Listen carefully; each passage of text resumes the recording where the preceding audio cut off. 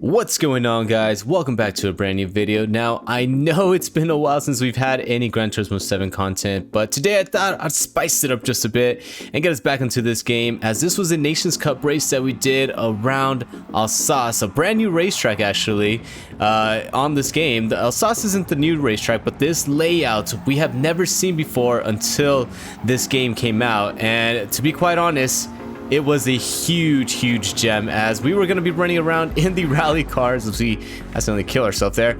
But yeah, we're going to be running around in the rally cars with sport soft tires, and I'm telling you guys, you are in for a treat. Now, when it came down to this race, this title is saying that, you know, these are some of the worst driving that I've seen in this game, but it kind of wasn't the fault of the drivers. It was kind of just the fault of the car.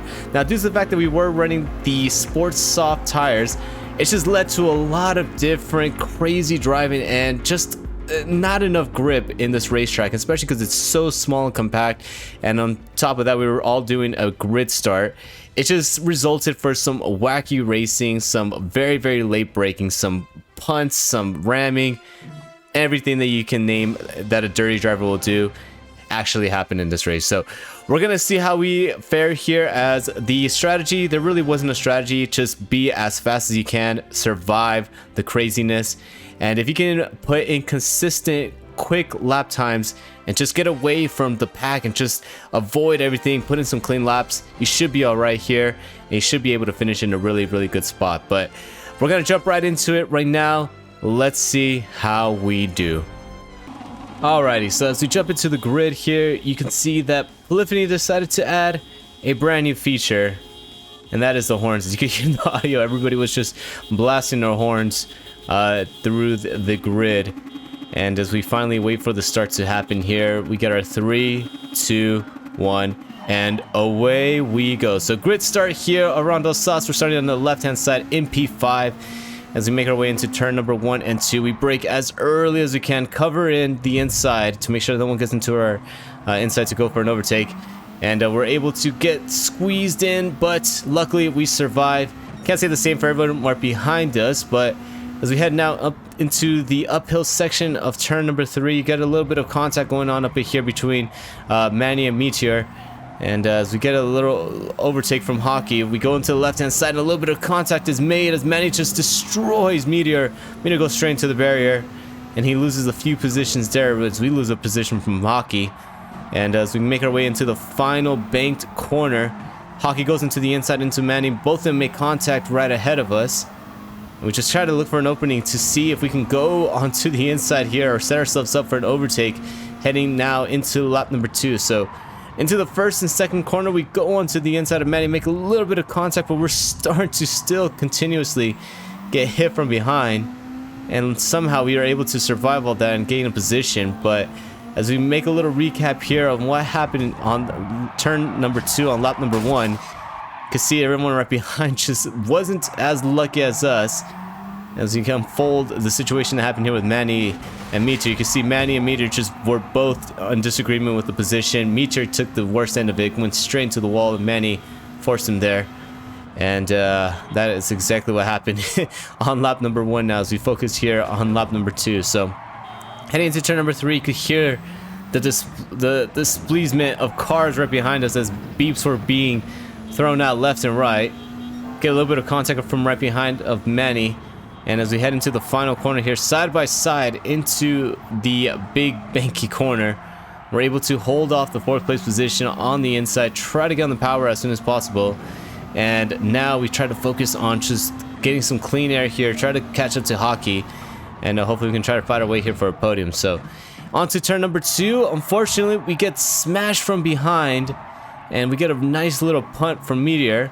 I'm not sure what that was about, but he looks like he just braked a bit too late, went into our rear. Showed him a little bit of a displeasure, man, if we were honking at him and just kind of forced him down. But side by side to turn number 3, we give him still a little bit of room. We did want to race a little bit clean, but go side by side into the downhill section, make a little bit of contact. Meteor is able to hold it there, but almost goes into the grass. We go for a little cutback, side by side once again, going onto the inside on the banked corner of turn number 5. And as we come out of the corner here, Meteor again tries to go for a cutback on us. And still side by side as we head down to the line onto lap number 4. And as we head back into turn number 1 and 2, we try to brake as late as we can once again. But again, almost like deja vu, Meteor hits us in the rear.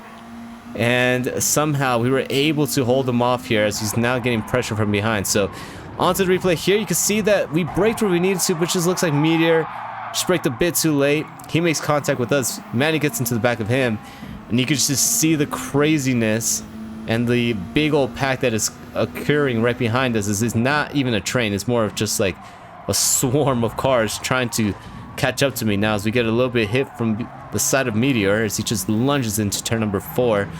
And that is what I was saying when it came down to this race. That was just going to be a lot of punting, a lot of forcing of moves here.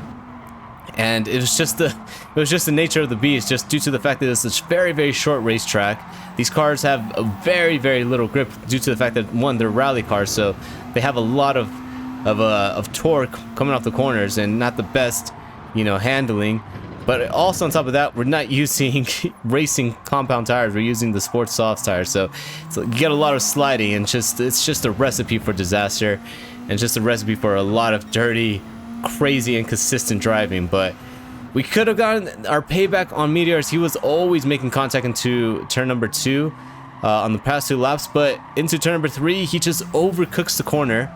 We go onto the inside. We made a good move, but unfortunately, heading off the corner on the downhill section, we make contact with the inside barrier and trying to just get back onto the track. It looks like, some other cars took their opportunity, made contact with our rear, and due to that silly mistake that we did there, after making an incredible move on the mistake that Meteor made, we unfortunately find ourselves now back in P7 as we lose 3 positions due to that mistake.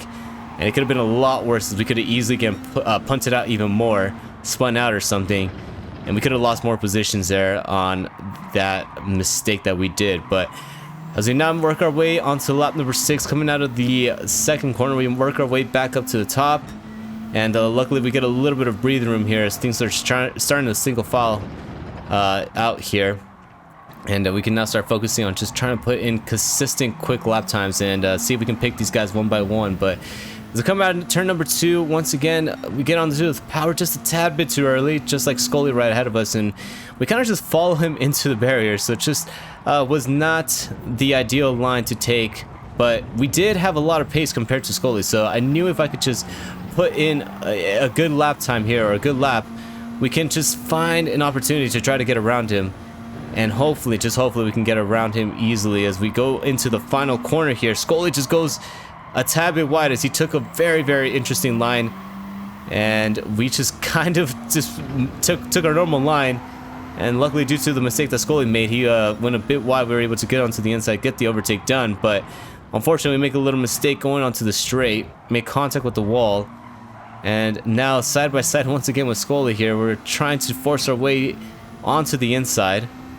Side by side now going up into turn number 3. We get a little beat from behind for, I don't know if he was trying to distract us or if he was mad at us, but either way, we're getting beat from behind. And as we head into turn number 3, onto turn number 4, try to set ourselves up again for an overtaking position here.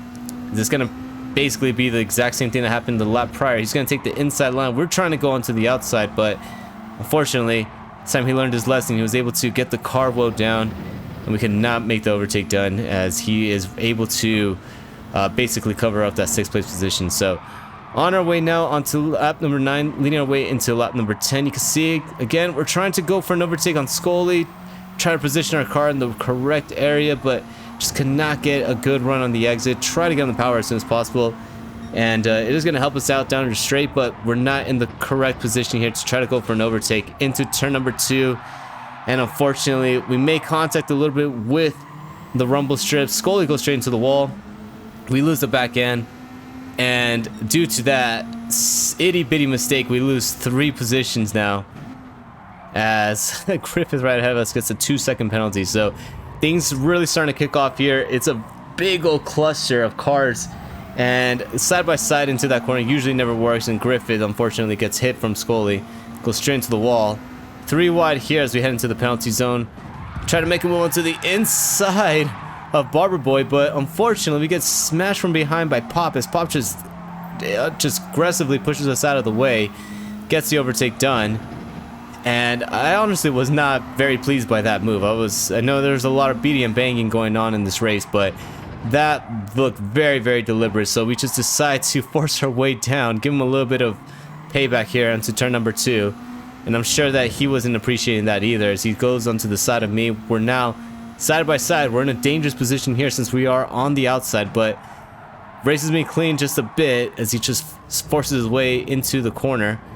Breaks a little bit later than us, and he's able to make the move respectively, so I'll tip my hat to that. But the move that he did heading to the bank corner, that was a big no-no on my end, or to me in my opinion. But either way, he was able to get the overtake done. We're just gonna allow that for right now, but as you can see, the rain is still not over as he's now fighting with Barber Boy for P9, or for P8 I should say, and he's able to get the overtake done on Barber Boy as we try to go onto the inside once again. But we remember what happened the lap prior, or a couple laps prior, and try to break a little bit earlier to set ourselves up for a decent exit off of turn number 2.